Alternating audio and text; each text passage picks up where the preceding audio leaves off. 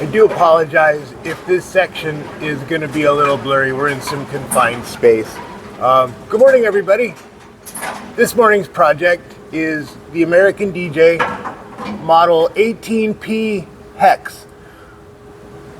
You can see this light is just blinking its address. It's not communicating on the DMX network.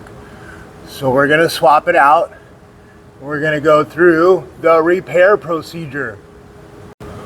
I'll save you guys the boring details. We're just going to pull this bolt out. I've got the safety chain is off already. We're just going to bring it down, set it on the floor, bring a new light in, and give it the same address. In this case, it is 32. Let's look at the front side of this light. It is not on, and all of the others are. All right, this, yeah, I don't know if this is gonna do this good up close. We're gonna hit mode.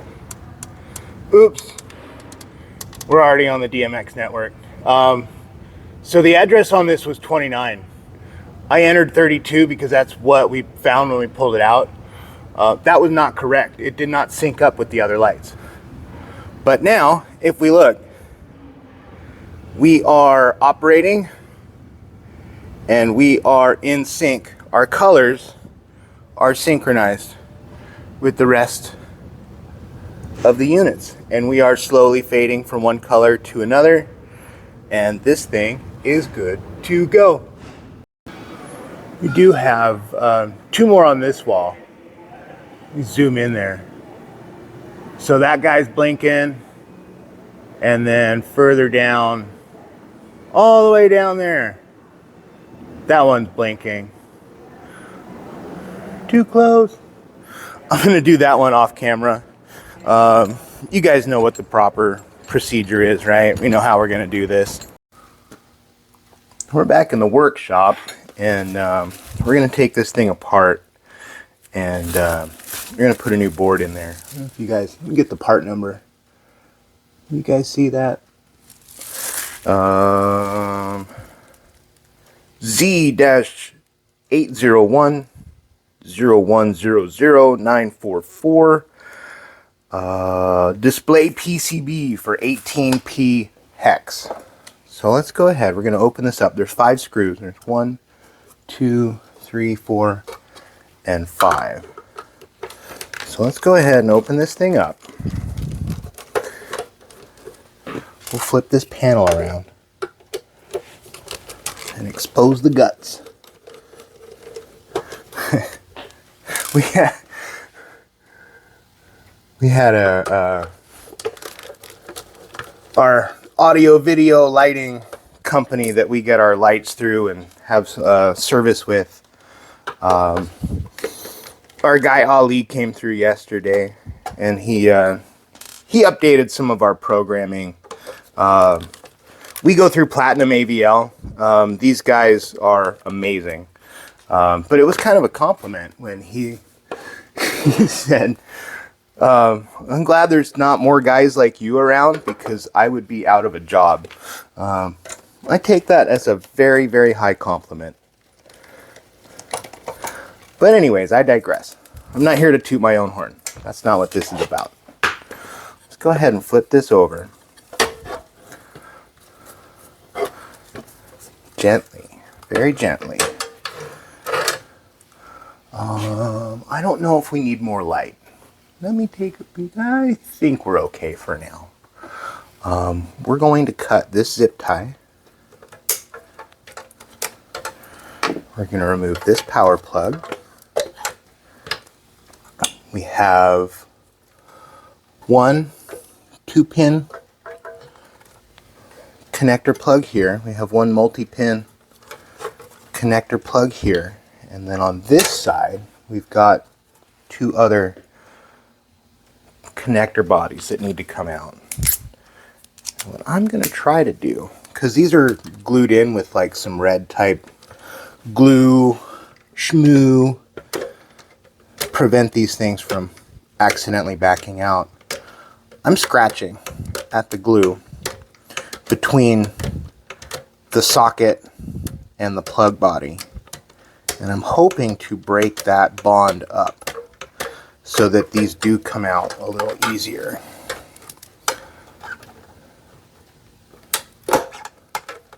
I'm not super concerned because we're not going to save, there's one, we're not going to save the boards. So if the plug body comes out and the socket receptacle comes off the board, I'm not going to really cry about it. There's two. Okay. I'm going to jump over to this side, score it a little bit. Try and break that bond. And then use flat blade screwdriver. I'm going to try and pry up a little bit on each side. Please. There's three. Got one more here.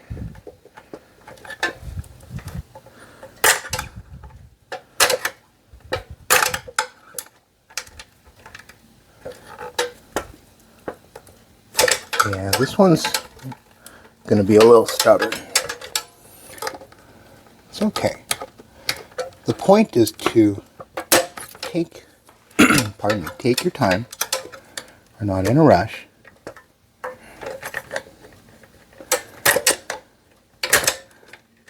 We're here to do a good job, not a quick job, right? There it goes. Okay.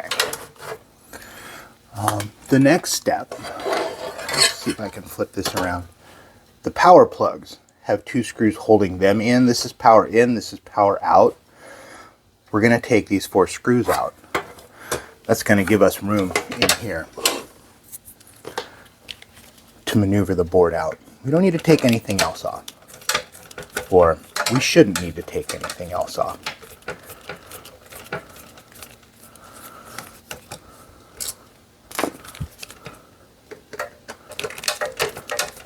Alright, screw number 2 for power out.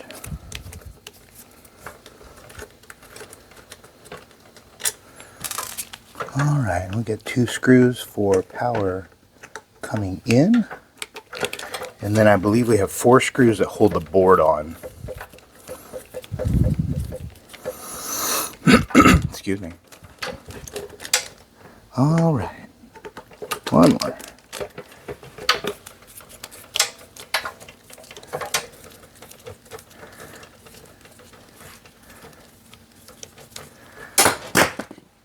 Hesitate to call this a gut and repair since this is more like an extraction. So these are going to come up and out of the way.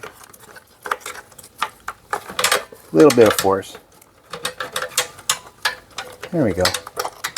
And then we've got 4 screws for our circuit board. We're still squared up. I'm trying not to shift this unit around and go out of frame.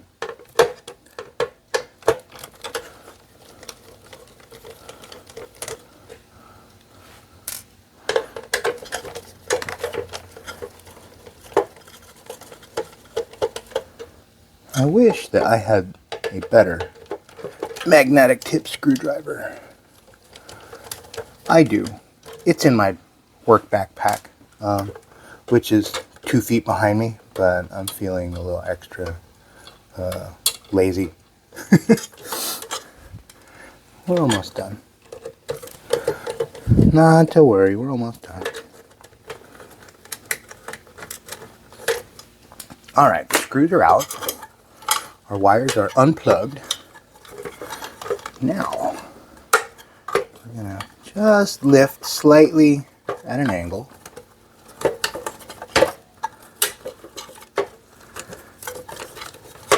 And ever so gently finagle this thing out. It's a little difficult. We are hanging up on something. I don't see what yet, but we are hanging up slightly. There we go. We're coming out. We're getting there. There we go. Alright. Old board's out. I'm going to have to, these 4 button caps, we're going to have to pull those off. 1, 2, 3, 4. That board's going out. New board coming in. Button caps coming back on. Please. 1, 2, 3, and 4.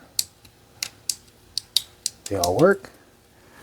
Then fish this bad boy back in there. You have to be careful not to snap these buttons and button caps off. The first one I did, kind of did exploratory surgery, and I broke the board coming out, which really wasn't a big deal because I knew I wasn't going to save it, but I didn't realize the button caps had to be reused. Alright, that's back in. So it was quite a challenge to get the broken bit of plastic out of the button cap to be able to reuse it. Well, not impossible, but extremely difficult. Let's get our 4 screws back in. Not all the way tight, we're just getting everything started. That way, if we have a slight misalignment, we won't have to go back and loosen screws up again. Alright, so all our screws are in. Now we're going for tight.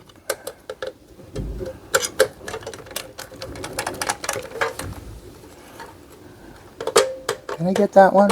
Yeah. One more right here. Okay.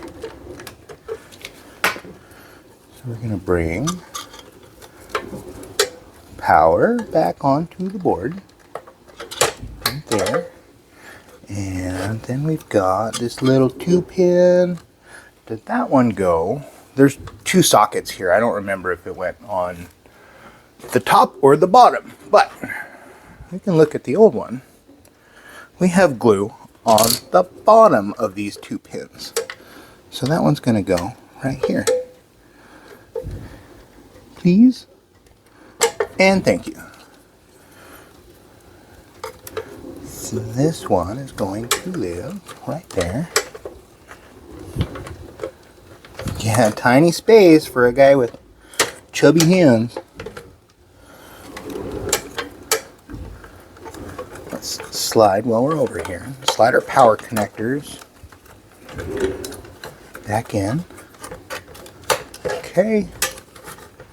We have another cable, 3 pins, and there are 2 sockets next to each other that are both 3 pins. The old board, it's going to go on the top side here. There's red glue on that one. So that's going to go there. Maybe, if my fat phalanges can maneuver. Right there. Okay. This one is going to go over here. Alright, so our board has been replaced. Let's bring our ground back in gently.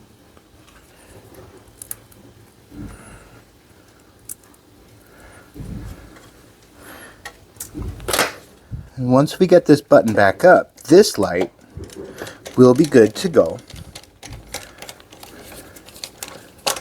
for future use. Or, in this case, we have some more that are out. We did our, I guess, we call it the tap house. I think the general nomenclature that a lot of places would use would be VIP lanes. We had 3 out over there. We have several more over our main lanes section. I think 7 or 8. But I bought 10 of these boards, and we've already done a majority of the work on the fixtures, right? But we just need to hang them back up. They need to go up on the ceiling. So that, I think, will be tomorrow's project. There we go. Almost done. Sometimes we go lefty, sometimes we go righty.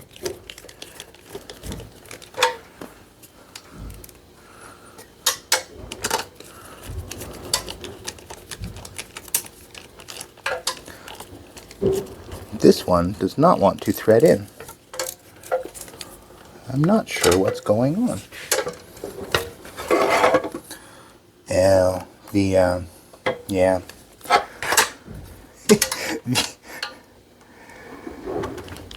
The little threaded insert in the plastic is free spinning. Well, so maybe this one will only get 1 screw in it. Yeah, that sucks. Well, either way, we're good.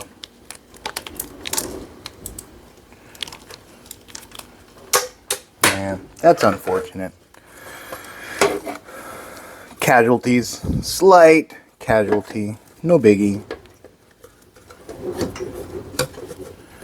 Alright, and then get our screws in for this top. Oop, I dropped it, but I see where it went. Not to worry, it's right in between my feet.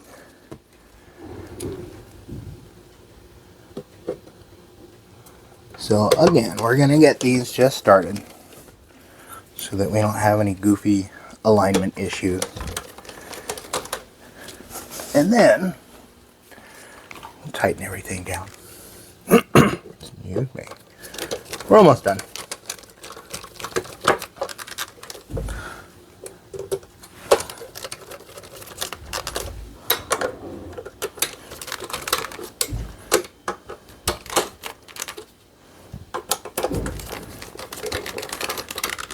All right, we are good to go.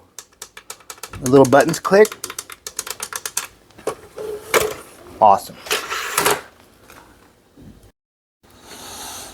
Spent a little bit of time looking at this circuit board yesterday, and I came across this chip. It's a little 8-pin chip, 75176B. If we go to look at that, it comes up as what is an RS 485 interface IC chip. Let's take a closer look. So description is RS 422 RS 485 interface IC differential bus, as far as what Mouser has to say about it.